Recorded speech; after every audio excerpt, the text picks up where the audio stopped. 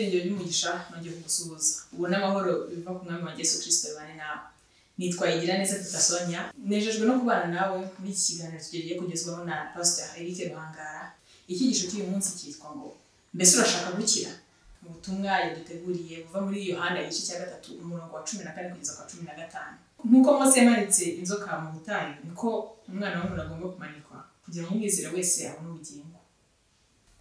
Ndakurarikira gukomeza gukurikirana ibiganiro byacu, ushobora gusubscribinga, ukalikinga, ukanasharinga. Ibibazo cyangwa inyunganizi mushobora gushaka kutugezaho, mushobora kuzishyira muri comments cyangwa ukaduhamagara kuri 07 88 48 71 83. Amahoro y'Imana bane namwe.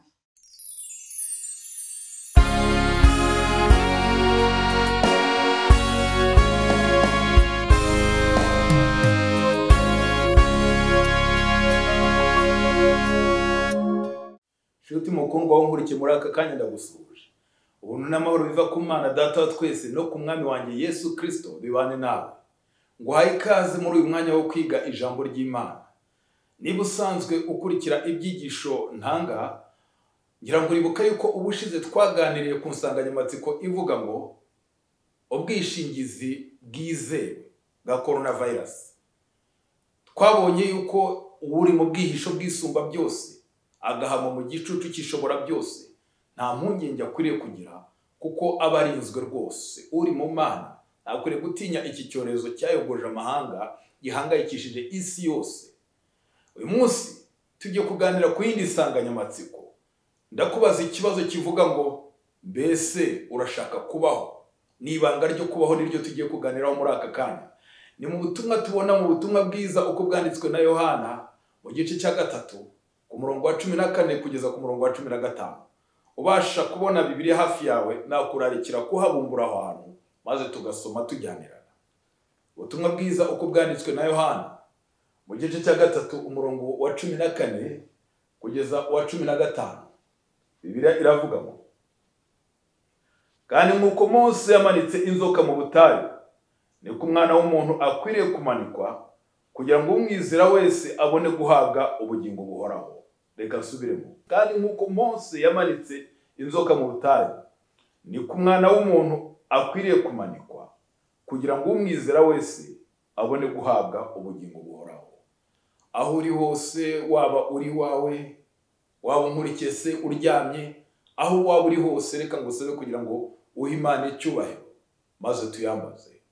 Uwera Mana ikomeye, Imana ishobora byose, Mana itubeshejeho kandi Imana itwitaho, izina ryawe rihabwa icyubahiro. Turagushimiye cyane ko ukomeje kuduhagararaho muri ibi bihe bikomeye cyane by'akaga kugarije isi yose. Muri iki gihe hari icyorezo cyateye gihangayikishije benshi cya coronavirus, ariko ukaba ukiduhagaritse. Izina ryawe rihimbazwe.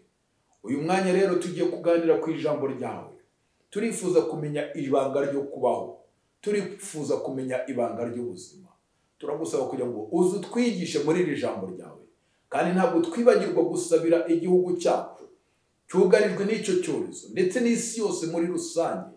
Tuzi kuri Imana isumba byose, uri Imana ishobora byose, uravuga bikaba, wategeka bigakomera. Mana yacu turakwinginze kugira ngo utegeke kiriya cyorezo gihagarare. Hari abana bawe hirya no hino mu mahanga y'isi bamaze kwandura, bose urabazi kandi bose urabakunda. Mana yacu turagusaba kugira ngo cya kiganza warambikaga ku barwayi Yesu bagakira kera, uyu munsi kibarambika ku kuboko k'Uwiteka ntikwaheze ngo ananirwe gukiza, kandi no gutwi kwe ntikwapfuye ngo ananirwe kumva. Mana yacu turabasabiye kugira ngo ukomeze gukorera mu baganga bari kubitaho, kandi nabo baganga nabo turabasabiye kugira ngo ukomeze kubaha imbaraga no kubaha urukundo kugira ngo babashe kwita ku bantu bawe barembye. Mu izina rya Yesu niko dusenze, amen. Mbese urashaka kubaho? Icyo nicyo kibazo nkubaza muri aka kanya gishingiye kuri aya magambo tumaze kuganira, avuga ngo kandi nk'uko Mose yamanitse inzoka mu butayu uko niko umwana w'umuntu akwiriye kumanikwa kugira ngo umwizera wese abone guhabwa ubugingo buhoraho. Aya magambo Yesu yayabwiraga umugabo witwaga Nikodemu. Nikodemu uyu nguyu yari umufarisayo, yari umukire cyane, kandi Nikodemu yari umuntu ukomeye cyane, umwigisha wa Kiyuda, kandi akaba umwe mu bagize urukiko rukuru rwa Kiyuda urwo bita Sanhedrion mu ndimi za kera z'umwimerere za Bibiliya cyangwa se Sanhedrin mu Gifaransa. Nikodemo, izina Nikodemo ryari izina ry'ikigiriki risobanura umuntu wigarurira amahanga cyangwa se wigarurira abantu. Ku gihe cy'isezerano rishya, ababyeyi ba kera bo mu Bayuda cyangwa se bo muri Palestina bakundaga kwita abana babo amazina y'ikigiriki kubera yuko arwo rurimi rwari mpuzamahanga kiriya gihe, n'umuco wa kigiriki ari wo wasaga naho wasakaye ku isi, uzwi ku isi yose, n'amashuri yarazwi yigaga mu muco no mu buhanga no mu rurimi rw'ikigiriki. Ntabwo ari Nikodemo witwaga kuriya, tubona no mu ntumwa za Yesu nka Andreya cyangwa se Andreas, naryo ryari izina ry'ikigiriki. Tubona nka Filipo cyangwa se Filipos, izina ry'ikigiriki. Arufayo, Yakobo mwene Arufayo, bose yari amazina y'ikigiriki. Ikigiriki rero cyari rwari ururimi rukomeye cyane muri kiriya gihe. Uyu Nikodemo rero yigeze kwitegereza Yesu, aramureba, areba uburyo Yesu yeza urusengero mu muhango Yesu yakoze bwa mbere wo kweza urusengero rw'i Yerusalemu, umuhango tubona mu gice cya 2 cya Yohana guhera ku murongo wa 13 kugeza wa 14 niba nibuka neza. Yitegereza ukuntu Yesu afata ikiboko akirukana abantu bacururizaga mu rusengero, akubika ameza y'abavunjaga, byose arabyitegereza, areba amagambo akora. Nikodemo yagiye yitegereza ibitangaza Yesu akora n'uburyo yigisha. Maze ngo igihe kimwe Nikodemo ari nimugoroba bwije mu kajoro, arazamuka ku musozi wa Elayono aho Yesu yakundaga kujya gukorera umwiherero n'abigishwa be, maze aramusanga. Aramubwira ati, mwigisha. Yakoresheje ijambo ry'ikigiriki rivuga didaskalos. Didaskalos bishaka kuvuga master cyangwa se maître mu Gifaransa. Iyi title cyangwa se iyi nyito Nikodemo yakoresheje yita Yesu ari inyito y'icyubahiro. Ubundi umuntu witwaga kuriya yagombaga kuba ari umuntu wize amashuri azwi ya Kiyuda, ari umwigisha wemewe wabiherewe impamyabushobozi. Ariko Yesu yari umwigisha utazwi ndetse uhinyurwa, kuko yadutse gutya tugatangira kwigisha. Abahanga bigisha b'abahanga n'abafarisayo benshi ntabwo niyo mpamvu batamwemeraga, inyigisho ze ntibazemeraga, nta shuri rizwi Yesu yari yarizemo. Ariko Nikodemo nawe wari ufite ririya zina, aca bugufi, abona ko Yesu ashobora kuba ari umwigisha udasanzwe, nubwo nta shuri yizemo, nubwo nta hantu amuzi, nubwo azi ko nta mpamyabushobozi afite cyangwa se impamyabumenyi runaka afite, amwita ririya zina ati mwigisha. Tuzi ko nta muntu ubasha gukora ibyo ukora nk'ibyo ukora, nta muntu ubasha gukora ibitangaza nk'ibyo ukora atabivanye ku Mana. Yitegerezaga ibitangaza byinshi bikorwa muri kiriya gihe, ariko akabona ko ibitangaza bya Yesu ari ibitangaza by'ukuri. Hari ibitangaza byinshi bikorwa muri iyi si, ariko ibitangaza byose ntabwo bivuze ko ari iby'ukuri. Kandi ahantu hose hari igitangaza ntabwo bivuze ko hari ukuri. Ntabwo miracle ari synonyme cyangwa se igitangaza ntabwo bivuze ko byanze bikunze gisobanuye ukuri. N'abadayimoni nabo babasha gukora ibitangaza. Ati tuzi ko nta muntu ubasha gukora ibitangaza nk'ibyo ukora atafite umwuka w'Imana muri we, cyangwa se atari kumwe n'Imana. Nuko Yesu atangira kumubwira, nuko aramubaza ati, yongeraho ati, nakora iki kugira ngo nzabashe gukizwa? Nakora iki kugira ngo nzabone ubwami bwo mu ijuru? Yesu amubwira amakuru menshi, abanza kumubwira, kumuha igitekerezo, abanza kumubwira uburyo akwiriye kubyara ubwa kabiri, akwiriye kubatizwa utabyawe n'amazi na mwuka, atabasha kubona ubwami bw'Imana. Nuko Nikodemo ibyo ngibyo ntiyabisobanukirwa, maze Yesu arakomeza, arangije aramubwira ati, kandi nk'uko Mose yamanitse inzoka mu butayu ku giti kugira ngo umuntu wese uyirebaho abashe gukira, warumwe n'inzoka abashe gukira, niko Umwana w'umuntu akwiriye kumanikwa kugira ngo umwizera wese abone guhabwa ubugingo buhoraho. Yesu mu kubwira Nikodemo iriya nkuru, yarazi ko nk'umwigisha wa Kiyuda Nikodemo iriya nkuru ashobora kuba yarayizi. Nikodemo mu by'ukuri mu kujya kureba Yesu mu kajoro ntiyashakaga kwigaragaza. Yarazi uko bagenzi be babigisha bakomeye ndetse no mu rukiko rwa Kiyuda bafata Yesu. Kwifatanya nawe rero byashoboraga kugira nawe icyo bimuhungabanyaho, ariko kandi kuriya kutifatanya na Yesu ku mugaragaro byagize umusaruro, kuko amateka agaragaza, inyandiko nyinshi zisobanura Bibiliya zigaragaza ko Nikodemo yabashije kuburizamo inshuro nyinshi urubanza rwa Yesu, ibirego bya Yesu byazaga mu rukiko, kuko Abayuda bashakaga kumurimbura igihe cye kitaragera. Nikodemo abasha kugenda bitinza kugeza ubwo igihe gikwiriye cyari gisohoye. kandi nanone Yesu kugira inshuti nk'iriya nka Nikodemo byaramufashije ikomeye cyane mu Bayuda, hari icyo byamufashije mu murimo we. Mu kubwira rero Nikodemo iriya nkuru ya Mose mu butayu, Yesu yarazi ko Nikodemo nk'umwigisha wa Kiyuda asobanukiwe neza iby'iriya nkuru uko byagenze bite se. Abisiraheli bari bari mu rugendo rugana mu gihugu cy'isezerano rugana i Kanani. Tubwirwa ko igihe kimwe turi mu gitabo cyo kubara mu gice cya 21 guhera ku murongo wa mbere kugeza ku murongo wa 9, baje guhura n'ikibazo gikomeye cyane ngo umwami wa Arada, umwe mu bami b'Abanyakanani, yabimye inzira arabitambika ndetse arabarwanya, ngo afatamo benshi mu Bisiraheli abatwaramo abanyagano. Amaze kubatwara Abisiraheli ngo batakambira Uwiteka arabakiza ndetse bamusezeranya ko iriya migi bazayitwika, kandi koko niko babigenje. Nuko Abisiraheli bashatse gukomeza kugira ngo bambukiranye ubutaka bwa Edomu, Uwiteka arababwira ati oya, Edomu nabo bari babimye inzira. Uwiteka arababwira ati ntabwo mugomba kurwanya Edomu kuko ari bene wanyu, ni bene Esawu, kandi Esawu ni umuvandimwe wa Yakobo namwe mukomokaho. Buriya butaka nabuhaye Edomu, sinteze kubahaho n'igice cy'ikirenge cyabwo ngo mugifate, ahubwo mukikire muzenguruke Edomu mubone gukomeza. Mu yandi magambo, Isiraheli yari igiye gusubira inyuma, isa naho iteye umugongo igihugu cy'isezerano, isa naho isubiye ku Nyanja Itukura iyo baje baturuka, ariko noneho banyura mu nzira mbi y'ubutayu bumeze nabi cyane. Ubutayu ngo ahantu hari amabuye menshi cyane n'ibitare byinshi cyane, hari umucanga mwinshi cyane, ahantu hatameraga igiti na kimwe, ahantu hatari amazi, hari izuba ryinshi cyane. Sinigeze ngera mu butayu, ariko nibwira ko ari ahantu, ntabwo ari ahantu ho kuba, ntabwo ari ahantu umuntu yakwifuza gutura cyangwa se kuba yatemberera. Mfite umuntu mugenzi wanjye twiganye mu ishuri ukomoka mu gihugu cya Cote d'Ivoire, yigeze atubwira ko igihe kimwe yigeze gukora aventure cyangwa se yigeze gukora urugendo ajya mu gihugu cya Tunisia gushaka imibereho, yambukiranya ubutayu bwa Sahara. Yatubwiye ko ari ahantu habi cyane, sinzi niba ari ukuri koko, ko ari ahantu ngo hari igihe hashyuha ku buryo ushobora gufata igi ribisi ukaritereka ku musenyi, maze kubera ubushyuhe bwinshi igi rikaba ryageza aho rigashyuha rigashya, kumwe igi rimera nk'igi ritogosheje, umuntu akaba yanaritonora akaba yarifungura yarirya.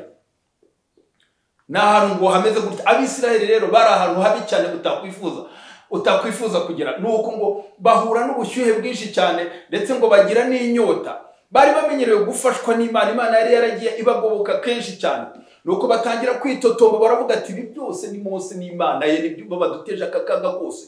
Batangiye guhinyura strategy Imana yagiye ikoresha mu buryo bwo kwigarurira igihugu cy'isezerano, kandi impamvu batinze, bari bamaze imyaka 40 yose muri ruriya rugendo, kandi impamvu nibo bayiteye, gutinda kwabo nibo byaturutseho. Nuko batangira kwitotombera Mose, bamubera imbwa. Ntabwo ari ugutukana, ariko kuko na Bibiliya iryo jambo irarikoresha. Hari aho ivuga mu gitabo cy'Ibyahishuwe ngo hanze hazaba imbwa n'abarozi. Imbwa n'abantu mudasezerana, mutagira na gahunda ngo bayisohoze, cyangwa se mwaba mufite ikintu mwasezeranye byahinduka bakaguhinduka, cyangwa se n'abantu basubira inyuma bakava mu byo bari biyemeje gukora bagasubira inyuma. Abo nibo batazagera mu ijuru ngo bazaba hanze. Igihe nabwo muri iki gihe turi mu kaga gakomeye cyane, harimo abantu hagenda hafatwa ingamba zikomeye cyane z'uburyo abantu bakwiriye kwirinda, zirimo kuguma mu rugo, zirimo n'ibindi byinshi cyane. Hari abantu batabasha kubyihanganira bakaba bakwitotomba. Rwose ntabwo dukwiriye kwitotomba ngo tumere nk'Abisiraheli kiriya gihe mu butayu, dutangire no kwitana ba mwana ko akaga ari abantu runaka bagateje, nk'uko abantu bamwe batangira bakavuga bati ni igihugu runaka cyateje corona, n'abangaba bazanye aka kaga kose isi ifite. Iki ntabwo ari igihe cyo kwitana ba mwana, ahubwo iki ni igihe cyo gukomeza urugendo kandi tugahangana n'icyago dufite. Nuko Abisiraheli basubiye inyuma. Mu gusubira inyuma batangiye kwivovota, baratangira bavuga ati aha mwatuzanye ni hantu ki? Ahantu hatari amazi yo kunywa, ahantu hatari imitsima yo kurya cyangwa se imigati yo kurya, turambiwe n'iyi mitsima ngo ni manu iva mu ijuru, indyo imwe turayirambiwe. Yari indyo ivuye mu ijuru.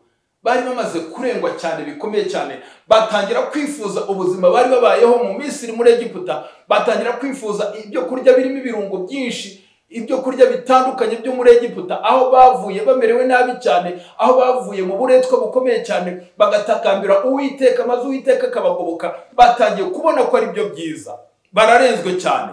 bibagirwa uburinzi Imana yagiye ibakorera n'ibitangaza byose yagiye ibakorera. Mu by'ukuri Abisiraheli tubwirwa ko ubwo baturukaga mu Egiputa ngo bari abagabo 600,000. Abantu 600,000 ubariyemo ku buri muryango byibura wari ugizwe n'abantu 5, umugabo n'umugore n'abana, kuko kiriya gihe umugore n'abana ntibabarwaga. Umuryango wose tukawuha abantu 5, gukuba 600,000 baraba miliyoni 3 cyangwa se zirenga. Bari abantu benshi cyane, abantu bangana kure kugira ngo bambutse inyanja itukura, bambutse kiriya gihe bagana mu gihugu cy'isezerano. Mu by'ukuri byashobora bakuza umurongo, byari kubasaba iminsi 35 n'amajoro 35 kugira ngo babashe kwambuka. Ariko Bibiliya tubwira ko bambutse mu ijoro rimwe. Haleluya. Ariko Imana ni igitangaza. Abantu bangana kuriya bari gukenera ingando cyangwa se ahantu bashinga amahema, hari ubutaka bugera nko kuri kilometero kare 1940 n'izindi na 48 nagerageje kubibara. Ariko mu by'ukuri Imana yabashe n'ahantu mu by'ukuri hakubye hafi inshuro 3 cyangwa se inshuro 2 n'igice umujyi wa Kigali. Niba mbizi neza, niba ntibeshye nawe uzamusura niba ubizi. Ntekereza ko umujyi wa Kigali ushobora kuba ufite kilometero kare 730, niko nabisomye. Ahari nshobora kuba naribeshye. Aho hantu hendaga gukuba 3 umujyi wa Kigali, aho bari bakeneye. Ariko Imana yabashakiye ahantu ho gutura aho ngaho mu butayu, barahakambika. Bashoboraga gukenera ibyo kurya bingana na toni 1,500 buri munsi. Babaye barafataga amafunguro 3 ku munsi nk'uko bimeze muri iki gihe cyacu. Bagafata ifunguro rya mu gitondo, bagafata irya saa sita n'irya nimugoroba. Bari gukenera toni 4,500 ku munsi. Ibyo kurya bingana kuriya byari gukenera amakamyo menshi cyane yo kubyikorera. Ubariye mu giciro cy'iki gihe bashoboraga kujya barya miliyari zigera kuri 5 z'amanyarwanda buri munsi. Ariko Imana yarabatunze. Abantu ibyo kurya manu yagwaga kiriya gihe yashoboraga gukenera ibikoresho cyangwa se utudobo bayitwaramo yenda twa litiro 5 tugera kuri miliyoni 2. Ariko Imana yabashakiye uburyo babasha kujya bayiyora cyangwa se bazajya bayifata mu buryo bwayo bwihariye. Bari gukenera amazi, utubido tw'amazi twa litiro 5 tugera kuri miliyoni 11. Ariko ntibigeze bagira inyota uko bakeneraga amazi. Imana yarabahaga. Kandi ibyo bintu byose Imana yabibakoreye mu minsi 14,600. Mu yandi magambo mu myaka 40 yose. Iyo myaka yose ntabwo inkweto zabo zigeze zisaza, ntabwo imyambaro yabo yigeze zisaza. Sinzi niba wowe ufite imyambaro wari ufite mu myaka 15 ishize, 20 ishize. Ntabwo bishoboka. Ariko bo mu myaka 40 babirengaho batangira kwitotomba bati ibi bintu mutuzanyemo, ubu buzima ni buzima nyabaki. Nuko Imana ibavanaho uburinzi bwayo, ibavanaho uburinzi yabakingiraga. Birengagiza ko aho hantu banyuraga hari inyamaswa z'inkazi zo ku gasozi, hari ibikururuka by'ubumara byo ku gasozi, hari za scorpion cyangwa se n'ijyanisha murizo mu Kinyarwanda. Aho ngaho zirumana kandi zikababaza cyane, zikagira ubumara bwinshi cyane. Nuko Imana yigezayo akaboko k'Uwiteka kabakingiraga. Kuba turiho uyu munsi wa none, kuba utarandura coronavirus, ntabwo ari ukubera yuko wafashe ingamba zihambaye zo kwirinda, ntabwo ari ukubera yuko ukaraba cyane. Bishoboka yuko n'abamaze kwandura bashobora kuba barakarabaga cyangwa se barindaga. Ahubwo ni ukuboko k'Uwiteka kukidukingiye. Haleluya. Yego n'abariya Imana yari bakingiye kubw'impamvu runaka sinzi ntabasha gusobanura muri aka kanya. Yemeye ko bashobora kwandura, hari tuzabisobanukirwa igihe kimwe cyangwa se ari cyigisha ibasha gutanga. Ariko ntabwo bivuze ko ukwiye kuvanaho izo ngamba zose zo kwirinda. Ukwiye kuzikomeza ariko uzirikana ko hari n'Imana igukingiye, igukorera ibyo utabasha kwikorera. Nuko Imana ivanaho akaboko kayo. Nuko ngo inzoka ziryana z'ubumara ngo zirabasimbukira ku murongo uva ku murongo wa 6 kugeza kwa 9, igitabo cyo kubara 21. Nuko ngo inzoka zirabaruma, zari inzoka zifite umumaro bukomeye cyane ku buryo bwahitaga bamera nk'ubushyi, bakabyimbirwa, bagashya, ubumara bugahita bubatsinda aho ngaho ako kanya. Ngo benshi mu Bisiraheli barapfuye, imiryango myinshi mu mahema batangira kuvuza induru bati kwa kana kabanduye, hirya no hino banduye. Yari amakuru nk'ayo tujye twumva ya coronavirus ngo mu gihugu runaka mu Butaliyani bageze ku mubare uyu n'uyu, mu Bufaransa bageze ku mubare uyu n'uyu, muri Espagne bimeze gutya. Baravuga ati muri quartier hari ahanduye bangahe, hari ahanduye abangana gutya. Ngo hariho abantu bagerageza gucunga umutekano bakumira kugira ngo abantu batabasha kwandura, abatara kurumwa n'izo nzoka, abatarabasha gufata ubwo bumara bakagerageza kubakingira. Nkuko polisi igenda idukingira idukumira iti nyamuneka musubire mu ngo zanyu, mugume mu rugo, mugume y'amahoro. Nuko kugira ngo abantu batandura. ariko bamwe birumvikana ko babirengagaho bagasuzugura maze bagahura n'ubwo bumara bw'inzoka, inzoka zasaze zikabaruma. Nuko birakomeza. Usibye nabo bantu bacu babacungiraga umutekano, n'umuntu ku giti cye yageragezaga kwishyiriraho ingamba ze kugira ngo atabasha kurumwa n'izo nzoka, ariko biranga bibi byose. Inzoka ziruma abantu benshi cyane. Nuko babonye bikomeye cyane batakambira Imana, na Mose babwira Mose bati dutakambira ukagira Imana, twingingira Uwiteka, twakoze amakosa tukuvuga nabi wowe n'Imana, tubavuga nabi rwose, twingingira Imana itubabarire. Mose arabasabira, nuko Imana inyambabazi, haleluya. Nubwo twaba twayibabaje, nubwo twaba twararenze ku mategeko yayo, nubwo twaba twarayisuzuguye kenshi, iyo tuyitakambiye iratwumva kandi ikatubabarira bikarangira rwose.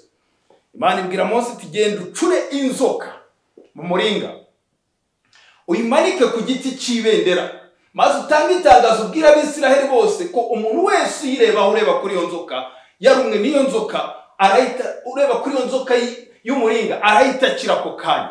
Nuko Mose inzoka arayicuze, itangazo riratangwa, bayimanitse ku giti cy'ibendera ku karubanda aho abantu bose bareba. Nuko batanga itangazo bati mwumve mwese ngo umuntu wese ureba ku nzoka Mose yacuze imanitse hariya ku ibendera arahita akira ako kanya. Itangazo riratangwa mu midugudu no mu masibo hose, abantu batangira kureba. Ba bantu bamenyereye guhinyura bakajya bavuga, bakababwira ngo murebe, bakavuga ati ndipfiriye, giye mumveho mwimpetaho rwose, ndimo ndipfira ngo ndebe kiriya gishushanyo kirase kimaze iki. Bakabisuzugura bagakereza. Gukereza nshuti yanjye ni bibi cyane, gukereza bigira ingaruka maze bagapfa. Nuko ngo imiryango imwe, abagabo n'abagore, abahungu n'abakobwa, ngo bageragezaga gufata bo mu miryango yabo n'inshuti zabo barimo basamba, inzoka yamaze kubaruma, ubumara bwamaze kubinjiramo, bakagerageza kubazamura amajosi, kuzamura umutwe babereka ya nzoka Mose yari yamanitse ku giti cy'ibendera. Ako kanya umuntu n'ubwo ubumara bwabaga bwamwinjiyemo, habura akanya gato ngo apfe, ako kanya agahita akira. Ntabwo byari bihagije kurebaho gusa, byasabaga kureba umuntu afite kwizera. Uyu munsi wa none abantu benshi barareba ariko nta kwizera bafite, nta maso yo kwizera bafite. Abantu benshi barasenga ariko nta kwizera bafite. Abantu benshi bakora umurimo w'Imana, babwiriza ubutumwa, bakubaka insengero, bagafasha abakene, bagakora n'ibindi bikorwa byiza cyane, ariko imirimo idafite kwizera ni impfabusa mugenzi, nta kindi bimaze. Bisaba kureba ufite kwizera, kurebaho gusa akanya gatoya. Aha ngaha hari isomo mpigira, binyereka yuko bidasaba urugendo runini, bidasaba ibikorwa byinshi cyane kugira ngo umuntu abashe kubabarirwa ibyaha, ntibisaba imyaka myinshi cyane. Aha ngaha hari igisubizo ku bantu bamwe bafite inyigisho ivuga yuko kugira ngo umuntu akunde kubabarirwa, akunde ababarirwa ibyaha bye, agomba kumara igihe runaka asenga cyane, asaba kugira ngo Imana imubabarire, imwakire, kuzageza igihe ngo azarabuka umusaraba. Ntabwo ariko bikwiriye kugenda nshuti yanjye. Hari abandi uzumva basenga, agasenga agahora asaba Imana imbabazi z'ibyaha yakoze kera. Buri gihe mwajya gusenga muri kumwe akavuga ati Imana tubabarire n'ibyaha twakoze kuva tukivuka kugeza uyu munsi wa none. Yewe iyo ndi kumwe n'umuntu nk'uwo agasenga gutyo, mpita mbwira Imana mu mutima, ni Imana ntabwo ndi kumwe n'uyu muntu kuko ibyaha byanjye byose byarangiye, warabimbabariye. Nibyo nakoze mu gitondo byose wabimbabariye kuko nabisabiye imbabazi. Ubu ni bundi bushya, no gutangira bundi bushya. Uyu ni Satani uba wumvisha abantu ko batababariwe, bakajya bahora bumva yuko Imana itajya ibabarira, ko ari imvune nyinshi cyane kugira ngo umuntu akunde ababarirwe, kandi ako kanya gusa ukirabukwa uhita ubabarirwa. Aha nibuka inkuru imwe ngiye kukubwira muri aka kanya. Niba ufitanye isano n'uwo muntu, haba ngiye kumuvuga, wihangane rwose umbabarire.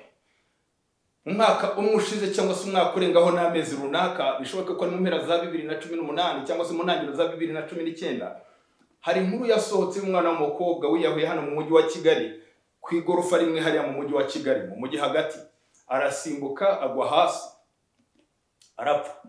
Iyo nkuru yaravuzwe mu bitangazamakuru bitandukanye cyane, abantu barayiganira benshi cyane mu buryo bunyuranye, bibaza icyabimuteye. Ntabwo tukizi, ntituzi uko byagenze, ariko Imana yirabizi. Icyo gishimishije nuko ubwo iyo nkuru nayisomaga ndi ku group nyiganiraho n'abandi bantu ku group ya WhatsApp, naravuze nti yaba abaganga bari bakoze ibishoboka byose bakaramira ubugingo bwe kugira ngo byibura abashe kubona agahe ko kwihana kiriya cyaha cyo kwiyahura, kuko ari icyaha kibi. Iyo niyo myumvire nari mfite, kandi nawe abantu benshi niyo bafite yuko umuntu upfuye yiyahuye byanze bikunze nta juru azabona, niko bizagenda. Nuko umwe mu bantu twaganiraga kuri iyo groupe ahita ansubiza aravuga ngo ubwirwa n'iki se niba mu gihe yamanukaga ava ku igorofa ya 4 hari ageze nko ku igorofa ya 2 atasabye Imana imbabazi atihaniye Imana ikamubabarira? Mu by'ukuri nabitekerejeho ndibaza nti uzi koko biriya bintu bishoboka? Ntabwo kwihana bisaba igihe kirekire cyane.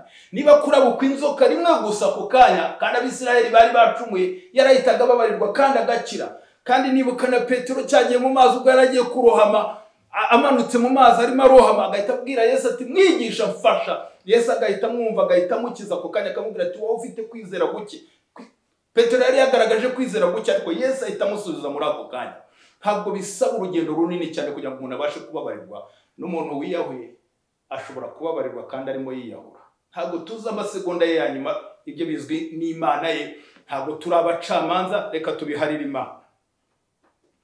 Abisirayeli bararabutswe bose, ako kanya bahise bakira. Nshuti zanjye, iriya nzoka yashushanyaga umucunguzi wari kuzaza, Mesiya wari kuzaza, maze agapfira isi yose, agacungura Isirayeli, agacungura isi yose, agacungura abariho, abazima n'abazaza mu gihe kizaza, natwe akaducungura. Nicyo kiriya gishushanyo kiriya nzoka cyari kivuze. Ni kiriya nzoka Mose yamanitse hariya yarivuze. Yashushanyaga Yesu wari kuzaza, akamanikwa ku giti ku musaraba i Karuvari. Nshuti yanjye, ubwo yari Karuvari ku musaraba, ngo yamanitswe hagati y'abajura babiri, ibisambo bibiri. Uyu niwo mwanya Yesu akunze guhagararamo. Yesu akunze guhagarara hagati y'abanyabyaha. Yesu akunze guhagarara hagati y'abantu bisuzugurwa badafite agaciro muri sosiyete, ba bantu bahabwa agaciro gakeya. Uwo niwo mwanya wa Yesu. Ariko kandi Yesu ubwo yari ari ku musaraba yaravuze ati mu butumwa yabwirije bwa nyuma ubwo yageraga mu rusengero rw'i Yerusalemu, ubwo yahaherukaga, tubona muri Yohana 12:32 yaravuze ati nimanikwa hejuru y'isi nzireherezaho abantu bose. Haleluya. Yesu kuko niko byaje kugenda, yaje gutereranwa n'isi yose. Yateranwe na bene wabo b'i Nazareti aho yakuriye, yateranwe ndetse nabo mu muryango we bagiye bamutererana. Bene wabo b'Abayuda baramutererana, baramutanga ngo nabambwe. Isi iramwanga maze imubamba hejuru yayo bamumanika ku giti, ndetse n'ijuru risa naho rimutereranye, kubera ko icyo gihe habaye ubwira kabiri. Igihugu cyose haba umwijima, ntiyabasha kureba ijuru risa naho ryitwikiriye Yesu, ntiyabasha kureba, bisa naho mu by'ukuri naryo rimuhanye. Niyo mpamvu yatatavuga ati Eloi Eloi lama sabakitani, mu magambo y'ururimi rw'Urunyaramaya, ururimi yakundaga gukoresha kenshi cyane. Aravuga ati Mana yanjye niki kikundekesheje. Ariko nubwo yari amanitse hejuru y'isi, nubwo yari yazamuwe ari hejuru y'isi, ari no hagati y'ijuru, yahuje isi n'ijuru. Haleluya. Yongeye kuduhuza n'ijuru. Icyaha cyari cyaratubase, twari twaramwe n'inzoka ya kera yitwa umwanzi na Satani. Satani yiswe inzoka kera muri Edeni, ubwo yihinduraga mu nzoka kugira ngo agushe ababyeyi bacu ba mbere, Adamu na Eva. Kubw'ibyo iryo zina ryaramuhamye, yaraturumye ubumara bw'icyaha abutwinjizamo, maze kubutwinjizamo twese kiratwokama, twese dukurira muri iyo nzira. Yesu yaje kudukiza. Ntabwo Yesu yaje kudukiza virusi ya corona, ntabwo Yesu yaje kudukiza inzara, ntabwo Yesu yaje kudukiza indwara, ntabwo Yesu umugambi nyamukuru wamuzanye ari ukudukura mu bukene, ahubwo Yesu yaje kudukiza ikidutera ubukene. Yesu yaje kudukiza igitera virusi ya corona, ari icyaha nicyo cyayizanye. Yesu yaje kugikuraho kandi yaratsinze ku musaraba i Karuvari. Agakiza yaduhaye ni agakiza gashyitsi. Intsinzi ya Yesu ni intsinzi ishyitse, ni intsinzi yuzuye. Ikosa ryacu, icyaha cyacu cyarishyuwe. Haleluya. Ku musaraba i Karuvari. Iyo ngeze ahangaha nibuka indi nkuru imwe. Nibuka inkuru igihe kimwe nari ntwaye imodoka ndi kumwe na madamu, tujya ku kazi mu gitondo. Madamu arimo avuga yuko namukerereje, mubwira nti niwe watinze, bijya bibaho kenshi. Nuko turagenda tugeze ku Kicukiro, kunyura mu muhanda unyura kuri centre de santé ya Kicukiro, uhinguka Sonatube. Abatuye i Kigali aho hantu murahazi, bishoboke ko waba uhazi. Nuko ubwo twari tugeze hafi ya Sonatube, dusigaje kuzamuka aho gatoya, imodoka iri imbere yageze gutya ifunga feri byihuse, bivuze ko ni imbere yayo yari yafunze. Zari imodoka nk'eshanu zitoye umurongo zafunze. Ubwo nanjye mpita mfata feri ako kanya, ntazi ibyabaye imbere. Nuko motari wari undi inyuma, we ntiyamenye ibyabaye cyangwa se byaramugoye guhita afata feri ako kanya, we ahita ngwamo arangonga inyuma. amaze kungonga ihita yitura hasi nka hariya. Nuko ndahagarara nza kumureba ngo mwegure. Motari nkaho kugira ngo rwose abyuke rwose ubona yuko ababajwe n'ibibaye n'impanuka ibaye, ahaguruka tongana ati warunyishe. N'abagenzi be bandi b'abamotari bari ku ruhande nabo batangira kuburana ati dore warumwishe. N'abanyonzi bari ku ruhande nabo batangira bakora solidarite, bose bamuriraho bati warumwishe, ugomba kumwishyura, ugomba kumuvuza. Nuko ndamubwira mbonye ayo mahane yose batera, ndamubwira nti motari ye mfite assurance, reka dushushanye ahangaha mu muhanda aho tukoreye impanuka, dushyire ku ruhande kugira ngo tutabuze izindi modoka guhita, duhamagare polisi. Nuko motari abonye ko nihagazeho ngiye guhamagara polisi, asa n'ugabanya ibiciro, asa n'ucisha makeya, aravuga ati oya rwose nta umva, reka twumvikane birangire neza. Ndamubwira nti motari si wowe ngonze inyuma, mu by'ukuri ko nafunze nahagaze, nanjye ngahagara mbonye imbere yanjye ahagaze, kuki wowe utahise uhagarara? Nuko ubwo wangonze inyuma rero niwe ufite amakosa, kubw'ibyo ugomba kunyishyura.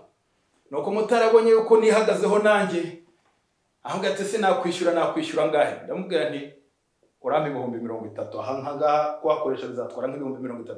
Motari ati yewe ibyo ntibishoboka, 30,000 byose tari n'amafaranga nkora mu cyumweru, iyo niverisoma y'icyumweru cyose rwose ntabwo nayabona rwose, cinkoni zamba. Atangiye kunyita bosi, kandi mu kanya byari bimeze nabi cyane, amahane yari menshi cyane. Nuko mbonye motari acishije make hagati aho, motari akaba yarapakiye amasambusa, sambusa zishyushye zari ziri muri ambaraje, zabandaga hariya mu muhanda, bagenzi bari kumufasha kuzitoragura, bahuraho aho bavanaho umukungugu, bakubitaho intoki. Nibukunda amasambusa nshuti yanjye rwose, sinshaka kuyakwangisha, ariko amwe baciye mu nzira imeze nk'iyo ngiyo, nuko bahumura bashyiraho ab'inkwakuzi bashobora no kuba banaryaho. Nuko ndeba icyo gihombo agize, nta n'amasambusa y'abandi yaragiye mu yahari, reka mubabare. Ndamubwira mufata ku rutugu nti inshuti yanjye, ubutaha nukora ikosa jya uryemera, jya ucisha make, ntukaburane rwose. Nuko ndamubabarira, ndakomeje ngenda mbiganiraho na madamu. Tukigera muri rompo ako kanya Sonatube, twarimo twambuka mu gahanda kagana kuri Université y'Abarayike b'Abadventiste Indilake. Nuko tubona tugera mu mirongo imwe mu muhanda abanyamaguru bambukiraho, zebra crossing. Sinabona umwana w'umukobwa wambukaga hepfo, kuko twarimo tuvuga iyo nkuru yari igishyushye. Nambuka nawe arimo yambuka, umupolisi hirya bayambonye, arangije ahita ankura mu zindi modoka anshyira ku ruhande. Ambwira ati wabonye uriya mugenzi wambukanye? Ndamubwira ntumva, narangajwe n'ikibazo naringize hariya, ntangira kumusubiramo impanuka twari tugize, motari uburyo ngonze. Nuko arambwira ati nakazi kawe, iyo ukoze impanuka ugomba guhita ushyira ku ruhande kugira ngo udakora indi. Ndamwinginga rwose, ndasa ku mutima n'Imana kuzi ko ntanze imbabazi, nawe mbabarira, kandi uzi ko nkora n'umurimo no muri minsi maze iminsi ngirisha amateraniro yivuga butumwa, rwose sabira imbabazi. Imana iranyihorera pe. Hari igihe utakambira Imana ibintu bikomeye rwose, Imana ikakwihorera, ahari kubw'impamvu runaka cyangwa se kubw'icyigisho ishaka kukwigisha. Umupolisi aranyandikiye, nuko ngiye kwishyura, baza kunyura ku irembo, kudekarara ngo ninjire ku irembo mbone kwishyura. Ngira ngo urabizi uko bigenda iyo umupolisi akwandikiye. Kizemo barambwira bati iryo kosa ryarishyuwe. Nagiyeyo bukeye, ndavuga ntangaha bishoboke ko bitari gukora neza, mashini ishobora kuba idakora neza, njya ahandi ngo bandi bantu babishyiriremo. Barambwira ngo iryo kosa ryarishyuwe. Njya ahandi ha gatatu, naho barambwira ngo iryo kosa ryarishyuwe. Mbona iminsi imaze kuba myinshi, ariko ari ibitangaza byanyobeye ibyo ari byo. Nuko mfata icyemezo njya ku biro bya polisi, kuri traffic police, ngiye kubabwira nti nagize ikibazo, nakoze ikosa, baranyandikira kugira ngo mbashe kwishyura birangoye, kuko ndashyiramo bakambwira ngo nimero y'iryo kosa yarishyuye, iryo kosa ryarishyuye, kandi sinigeze nishyura. None mbigenze nte? Nuko umupolisi w'umukobwa ruri aho ngaho aravuga ati iyo ni imitwe, byo ntibishoboka, zana turebe. Zana agapapuro, ndamuhereza, ashyiramo ikosa ryarishyuwe.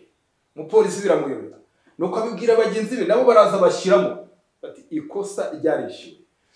Bitabaza umugenzi wabo wasaga n'ubakuriye asa naho afande, nawe araza arebyemo asanga ati bose byagenze biti bishoboke ko hari umuntu hari wibeshya akishyira kuri iyo nimero. Nuko aravuga ati uko byagenze kose barashakisha baraheba. Aravuga ati wa mugabo, bagusubize perimi yawe, ikosa ryarishyuwe. Nuko bansubiza perimi, ngiye kugenda, wa mupolisi w'umukobwa ati nayigarure tubanze tuyifotore, tunafata na nimero ze za telefone, hatazagira umuntu uzaza kuburana avuga yuko yaba yarishyuye mu ikosa ritari irye. uko ndabibasubiza narategereje umwaka wose urashira ntegereza ko bampamagara. Uwo munsi nasohotse ku biro bya traffic police mvuga ni haleluya, ikosa ryarishyuwe.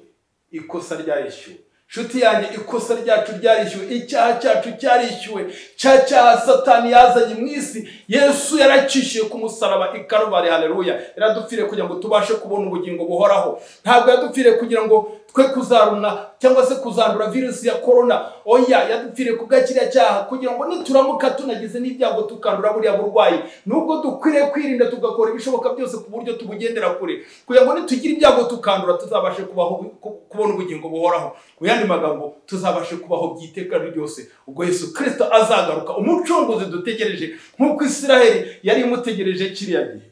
Ikosa ryarishyuwe. Reka nsoreze kuri aka ngaka. Mu minsi ishize nanone, ukwezi gushize, naje kongera kugwa mu cyaha cy'imodoka cyo mu muhanda. Umupolisi arampagarika hari igikondo aho zari parike industrielle ruguru yaho, mpagaze arambwira ati izo telefone mwaziretse rwose, amwenyura rwose ubona ambwira neza. Ni telefone zihe? Wari urimo uvugira kuri telefone? Ni yewe telefone navugiragaho iri hehe? Ati si yewe ugufashe, nakiriye ubutumwa bumbwira ngo iyo modoka imeze gutya na gutya na gutya ije kunyura aho ngaho uyifate uyirimo. Yararimo avugira kuri telefone. Nibuka ko manuka mu Rugunga nigeze gushyira muri hoparire, nubwo telefone ntari nyifashe gutya, ariko nza mvuga kubera ko nari umwe mu modoka. Ubwo umupolisi wo mu Rugunga yarambonye, abona ko nshobora kuba ndi kuvugira kuri telefone, abwira ugikunda ati uwo muntu uze kumufata. Mu Rugunga yarabirebagaho nakati, bishoboke ko yabibonaga. Niwe ntekereza ko wantanze. Nuko nibuka yuko ibyo bintu byabayeho, nigeze kwivugiraho, ndaceceka sinaburana. Ushobora kuvuga ati wa mugabo nawe ushobora kubugira amakosa menshi cyane mu muhanda. Kugwa mu cyaha birashoboka, bishobora kubaho no mu buzima busanzwe. Nubwo Yesu yatubabariye, dushobora kongera gucumura. Nuko umupolisi anyandikiye ndataha n'agapapuro. Nuko nanga guhita njya gudekarara ako kanya. Nuko madamu arambwira ati ariko kukomeza kwitinza, utegereje ko Imana waramenyereye rero ubwo urashaka ko Imana izongera akakwishyurira nk'ubushize. Nanze kwikiriza ko aricyo nshaka, ariko mu by'ukuri nicyo natekerezaga. Nuko ngiye kwishyura, ngiye kudekarara ku irembo, ntegereza yuko bambwira bati ikosa ryarishyuwe. Nanone ndaheba. Iki gihe iyi nshuro Imana ntiyabikoze. Kubera iki se? Nubwo twababariwe, nubwo twagiriwe ubuntu ku musaraba i Kalvari, ntabwo bivuze ko dukwiriye kwikorera ibyo twishakiye. Dukwiriye gukomeza amategeko. Imana yaratubabariye kubera yuko icyo gihe twarinjije. Uyu munsi wa none dukwiriye kugenda twitonze. Inshuti yanjye, nicyo bishatse kuvuga. Narishyuye Imana, byararangiye. Icyaha nubwo nakiguyemo, nubwo ari amakosa adakwiriye gukorwa, inshuti yanjye, bishoboke ko nawe bijya bikubaho. Gusa icyo mvana isomo nahavanye ahangaha ni isomo ry'iby'umwuka. Ntabwo narebaga cyane iryo kosa risanzwe ryo mu muhanda, narebaga ikosa ryakozwe kera na Adamu rikatwokama twese, kandi nkareba n'ikosa ry'ibyaha byanjye njya nkora. Uyu munsi wa none Yesu yaradupfiriye kugira ngo tubashe kubona ubugingo buhoraho. Ntabwo dukwiriye kubupfusha ubusa, kandi ntabwo dukwiriye kugira ubwoba ngo duhangayikishwe n'ibyaduka byo muri ubu buzima. Dukwiriye kumwiringira rwose ko intsinzi yarabonetse. Niba ushaka kubaho rero, niba uhangayikishijwe n'iby'ubu buzima, reba Yesu. Kura amaso ku byo mu isi, urangamire iby'ijuru, urebe Yesu maze ubeho. Yesu urashaka kubaho. Imana yanjye iguhumurije.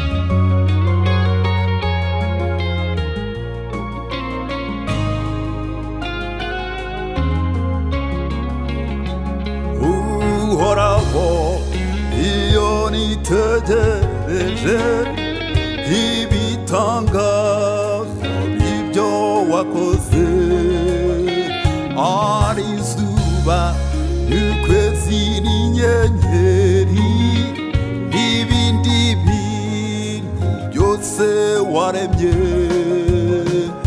Ishimira